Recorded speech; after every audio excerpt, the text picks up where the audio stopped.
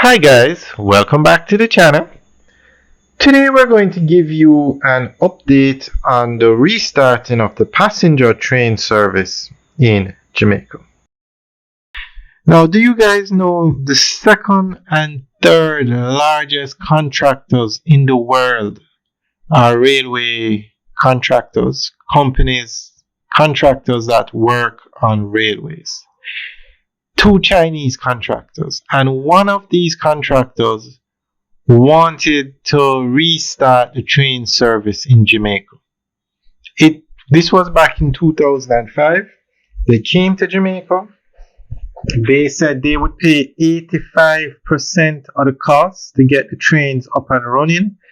They would provide 5 modern engines and I think 80 something cars, modern cars, not like the antique cars that they had for the school service that I'm not sure if it still operates in Jamaica. Modern cars. They would set up 18 train stations in Jamaica, and they were interested in starting with Kingston to Montego Bay. 18 stations, and it would have cost 354 million US dollars, which is not a big amount when you look into perspective. The highway from Kingston to Ocho Rios cost 750 million US. This Chinese contractor was interested and they would pay 85% of the cost. And do you know what stopped the trains from starting back up in Jamaica? This highway. Highway 2000 has a clause in it, a revenue clause. I'm going to read the section. We're going to go through an article that gives more information on all of this. A major barrier was a legal clause in the concession agreement for Highway 2000, which had been built and was operated by French company Bourgs.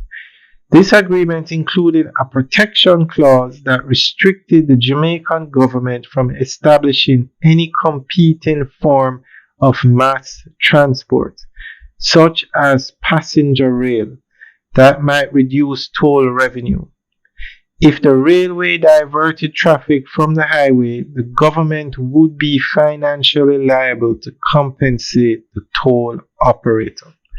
That was probably the main reason why the trains did not start running again in Jamaica in 2005. Now, Jamaica needs trains. This is the highway. It's a very nice highway, but not sure why they put that clause in there. Jamaica needs trains. The largest population in Jamaica is in Kingston, Portmore, Spanish Town. Largest population. But you have areas that are booming with activity like the North Coast. And one of the major problems you have is to get people to work in the hotels. They probably live in Kingston. So the hotels now have to be looking about housing. While if we had a train that could take people from Kingston to Montego Bay daily, it would definitely help. Jamaica needs to move freight around the island along with passengers.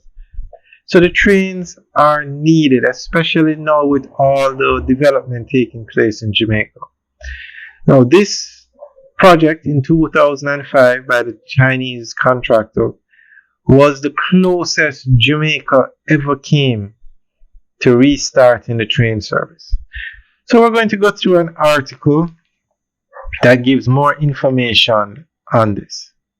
So guys, let us know what you think about this clause in the contract and if Jamaica should still push ahead with the train service.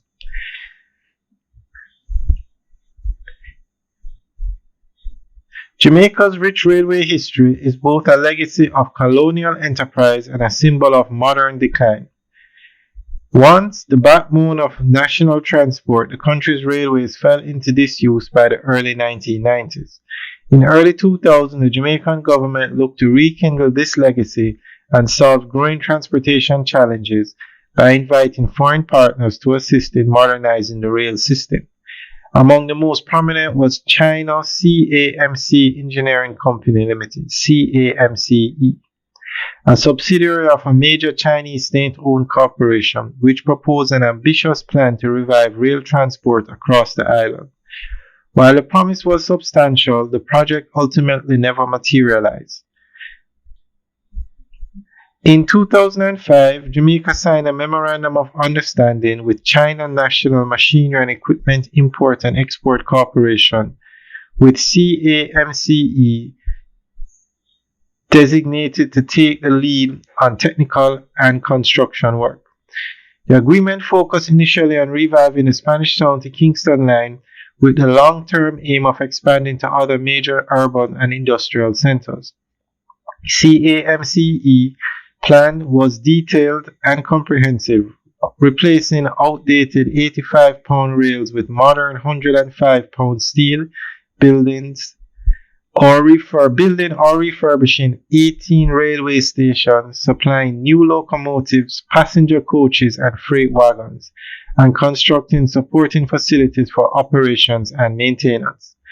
In addition to the technical scope, the proposal was backed by a significant financing package from China. The estimated cost of the full project was US $354 million, with the Chinese government expected to finance approximately 85%, making the offer attractive for a cash-strapped developing economy like Jamaica. Chinese engineers even claimed the project could be operational within 20 months of final approval. Despite the grand plans, the project quickly stalled and never progressed beyond the design and feasibility stages. A major barrier was a legal clause in the concession agreement for Highway 2000, which had been built and was operated by the French company Bourgs.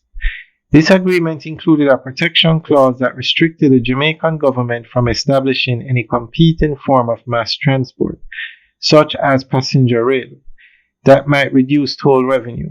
If the railway diverted traffic from the highway, the government would be financially liable to compensate the toll operator. This legal complication severely limited what CAMCE could do. The Chinese were reportedly frustrated that they could not design a system with full passenger capability.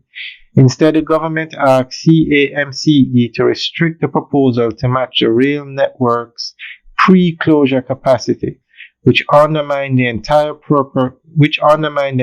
purpose of modernizing and expanding the railway.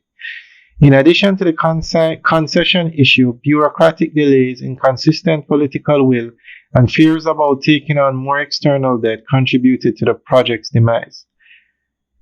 Successive Jamaican administrations expressed interest in reviving rail transport, but none followed through with required commitments.